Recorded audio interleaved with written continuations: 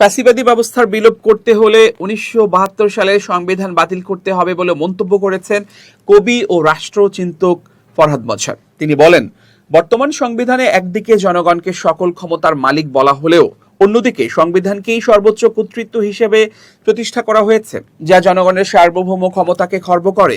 গণমাধ্যমে দেয়া এক সাক্ষাৎকারে এসব কথা বলেন তিনি।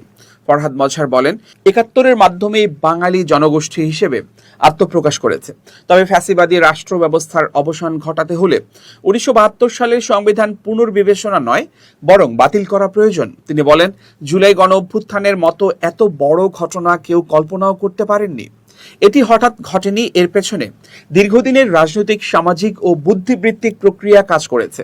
রাষ্ট্রচিন্তক ফরহাদ মজহার বলেন, সেকুলার ও দক্ষিণপন্থী ধারার মধ্যে রাজনৈতিক ঐক্যের সেতুবন্ধন তৈরি না হলে একটি টেকসই রাষ্ট্র গঠন সম্ভব নয়। পুরনো রাজনৈতিক কাঠামো ও প্রচলিত ধারণা দিয়ে রাষ্ট্র পরিচালনার চিন্তাকেও তিনি ভুল বলে মন্তব্য করেন। তিনি বলেন, পূর্ণাঙ্গ ক্ষমতা সম্পন্ন একটি অন্তর্বর্তীকালীন সরকার গঠনের সুযোগ দেওয়া হয়নি।